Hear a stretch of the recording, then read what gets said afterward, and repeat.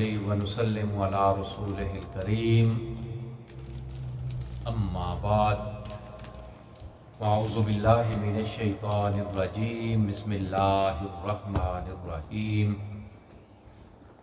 ولا تقولوا لمن يقتل في سبيل الله اموات بل احیاء ولکن لا تشکرون صدق اللہ العظیم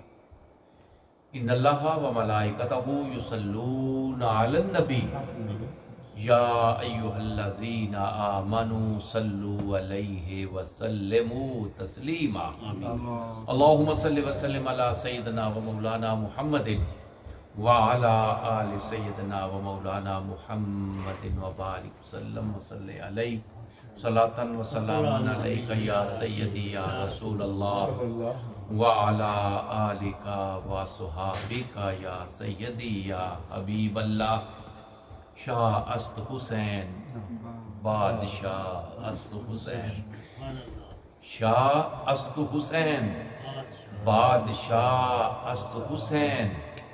دین است حسین دین پناہ است حسین سرداد نداد دست در دست یزید سرداد نداد دست در دست یزید حقا کے بنائے لا الہ است حسین میرے نہایت ہی واجب احترام برادران اسلام، آج ہم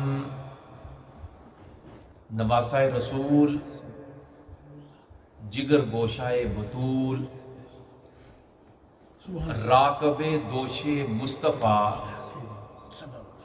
جگر گوشائے حضرت امام علی المرتضیٰ سید الشہداء سیدہ شباب اہل الجنہ سیدنا امام حسین رضی اللہ تعالی عنہ اور شہدائے کربلا کی بارگاہ اقدس میں نذرانہ عقیدت پیش کرنے کے لیے جمع ہیں۔ اللہ تعالی ہم سب کی حاضری کو قبول فرمائے آمین۔ قرآن مجید فرقان حمید کی سورہ البقرہ میں اللہ رب العزت ارشاد فرماتا ہے وَلَا تَقُولُوا لِمَن يُقْتَلُ فِي سَبِيلِ اللَّهِ، جو اللہ کی راہ میں مارے جائیں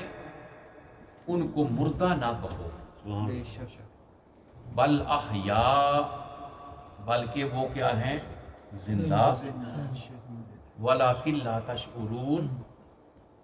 لیکن ان کی زندگی کا تمہیں شعور نہیں، ان کو وہ میں زندگی عطا کرتا ہوں جو تمہارے شعور میں عقل میں نہیں آ سکتی۔ یہاں پر کہا گیا کہ تم ان کو مردہ نہ کہو۔ انسان کے ذہن میں آ سکتا تھا کہ چلو میں زبان سے نہیں کہتا، ہو سکتا ہے ذہن میں آ جائے کہ نہیں کوئی نہ کوئی تو ہوگا شہید زندہ نہیں ہے، تو دوسری جگہ فرما دیا وَلَا تَحْسَبَنَّ الَّذِينَ قُتِلُوا فِي سَبِيلِ اللَّهِ أَمْوَاتًا، جو اللہ کی راہ میں مارے جائیں تم ان کو مردہ گمان بھی نہ کرو، بل احیاء، بلکہ وہ زندہ ہیں، عند ربہم یرزقون، اور رب کے ہاں ان کو رزق دیا جاتا ہے۔ سبحان اللہ، ان کے رب کے ہاں ان کو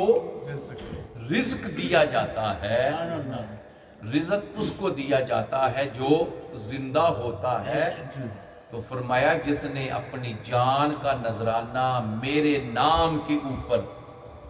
میرے کلمہ کو بلند کرنے کے لیے پیش کیا ہے، تم اس کو مردہ گمان بھی نہ کرو، وہ کیا ہے زندہ ہے۔ جو پہلی آیت مبارکہ میں نے عرض کی، سیدی و مرشدی حضور ضیاء الامت حضرت جسٹس پیر محمد کرم شاہ صاحب الازہری رحمت اللہ علیہ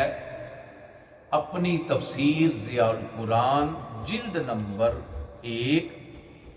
علامہ ثناء اللہ پانی پتی رحمت اللہ علیہ کے حوالے سے لکھتے ہیں